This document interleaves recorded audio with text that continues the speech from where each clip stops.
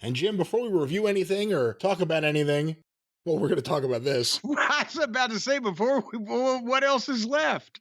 News broke yesterday as we are recording, a little bit before the beginning of WWE Monday Night Raw on the USA Network, that Raw in Chicago had an unexpected visitor, that being CM Punk. Reports have now come out that Punk may have been on the plane from Florida to Chicago with some of the talent. He came, he said hello to people, met with Triple H, or at least saw Triple H. I don't know if met with is the right terminology. I think that might be grandiose terminology. Saw and spoke with sounds to me like it would be accurate. Reports are that he was asked to leave by either Vince McMahon through someone or just by the head of security on his own, but that's the story as we know it. What are your thoughts?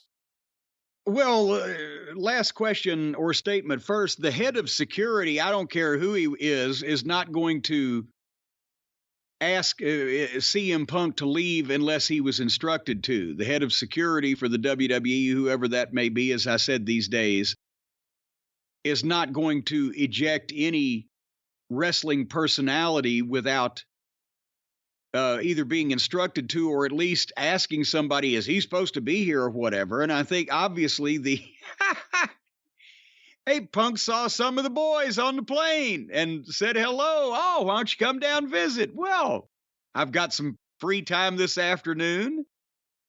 And do you remember when Jerry Jarrett took the Russian to Stamford to Titan Tower when he was still with TNA, when he was trying to get out of TNA and they wouldn't let him go?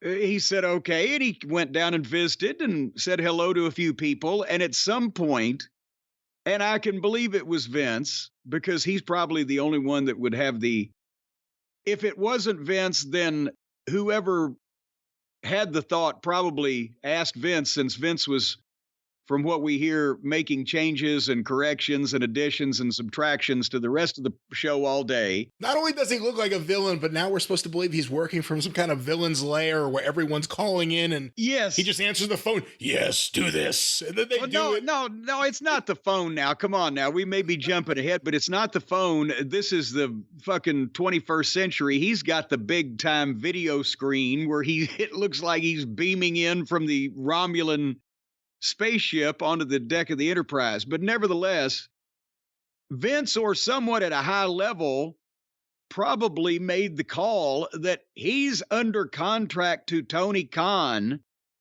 and this could be a litigation situation. It's not like the old days where some guy that wanted booked somewhere because he wasn't and didn't have a job showed up at the back door and said hello to the boys and sat around to see if anybody noticed him. Punk is making, as we've talked about many times here on the show lately, a large check every week from AEW to sit at home and offer to come back and be shot down by the EVPs that are scared of him. But it's a valid contract where he's under contract and he's getting paid. And if he's there, and it was already reported he was speaking with Triple H, then Tony Khan could, if he was wont to do so, say that's contract tampering. So yeah, he's probably got to go. As well as the fact that it's just the last story before this that we talked about was him being worth potentially $52 million a year to AEW. Yeah, and now that he's heard that as well, give me a plane ticket to Chicago. Yeah, he's like, well, just to let you know, I'm worth $50 million to them, and we may be getting ahead of ourselves. It's the reports are, we'll talk about later, I'm sure, in the program, that Warner Brothers Discovery Media Limited Incorporated, LLC, or whatever the fuck they are these days, has said, well, we'd be interested in WWE programming. So, I mean,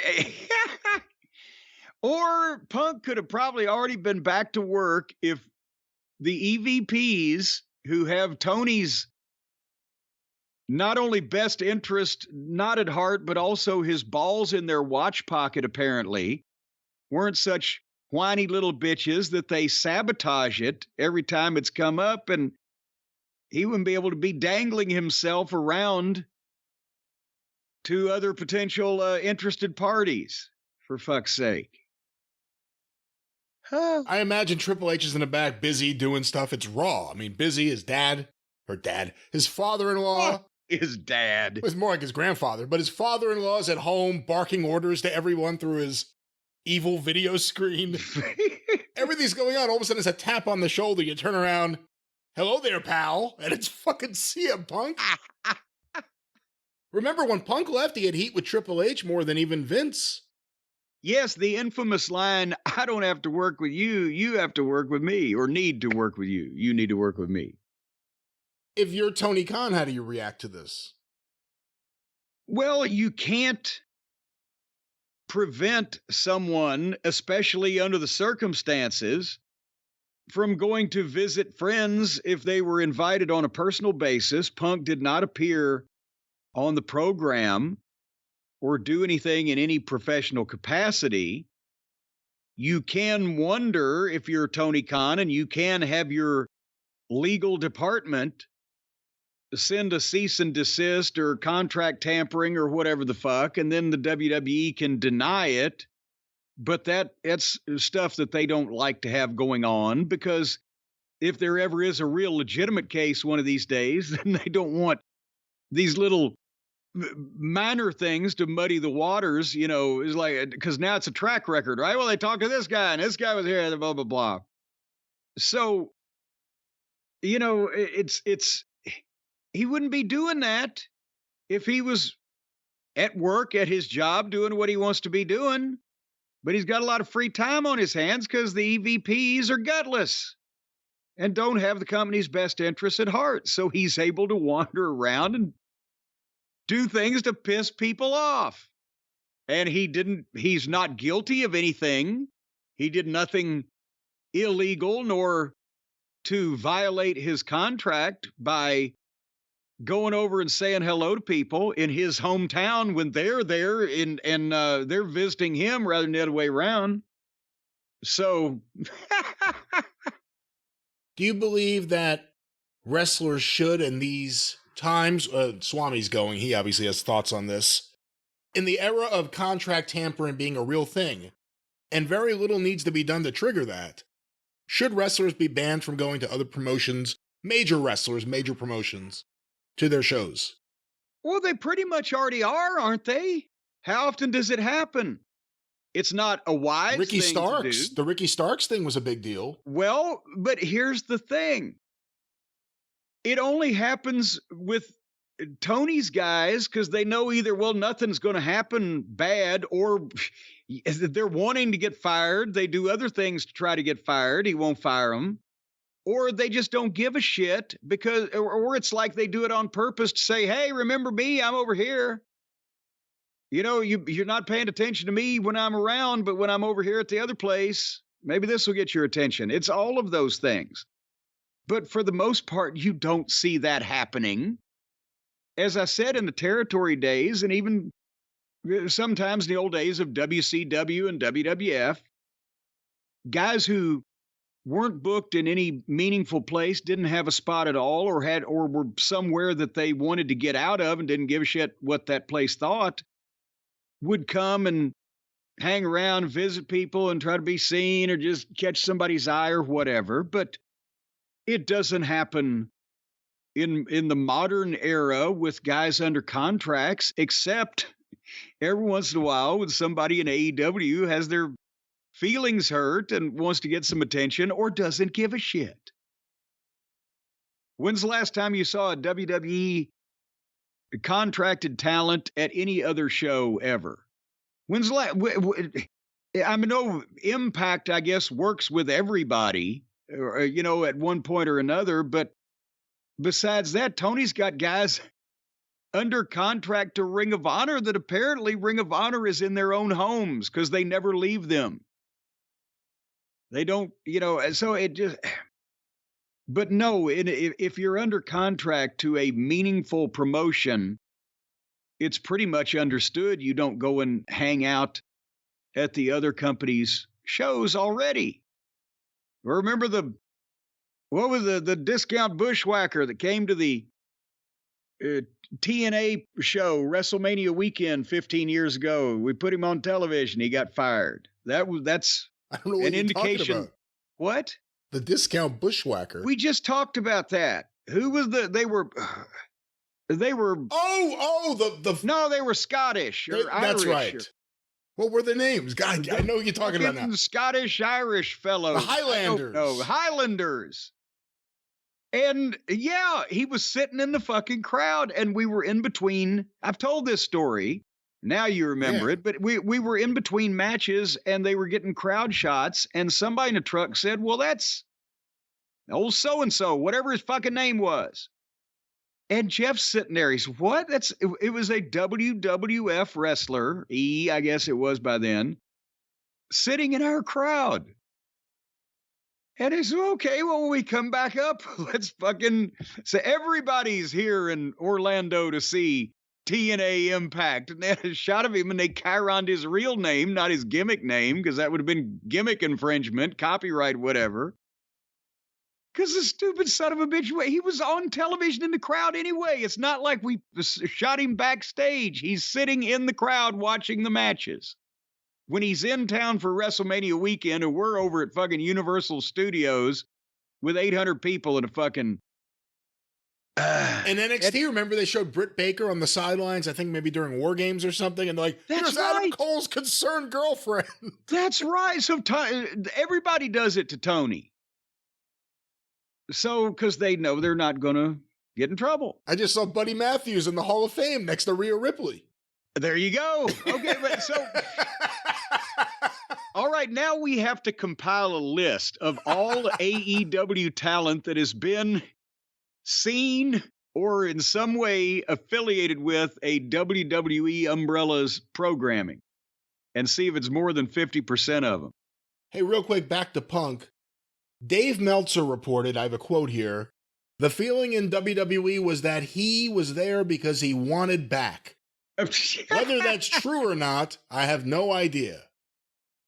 Well, I'm glad he was so... First he says, well, this was the feeling, but I have no idea. Why would you want back now if the guy's paying you to do absolutely nothing for him? Now, I can believe he might want back when this contract is up, but he gets away from these fucking children that he's been working with for the most of the last year and a half or two. But again, Uncle Dave has to, well, now he's going hand in hand begging for a job. He has a job. They just won't let him do it. He's still getting paid. He doesn't need to go anywhere and do anything.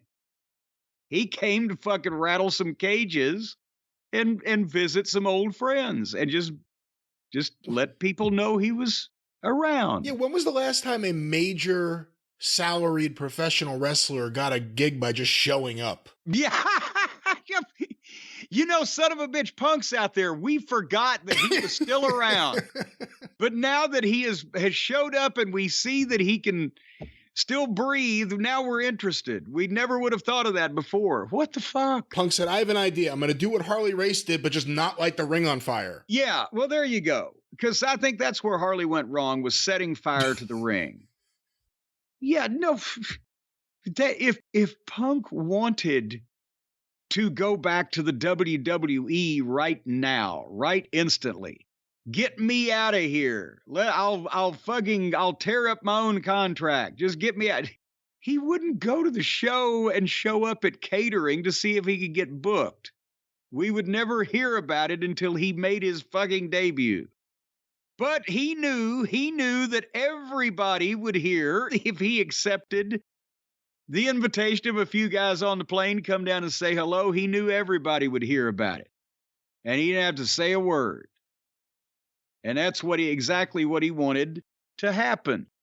Hey, Tony, you remember, you're paying me a lot of money and I could be performing for you, or I can be over here saying hello to my friends and you can still send me my check every week. Do you think Punk should go on tour with Raw, where he just shows up at the venue and gets kicked out and no one sees it? Yes, I think that actually 3 weeks in a row, and he would have the most downloads of any wrestling personality on social media in the world.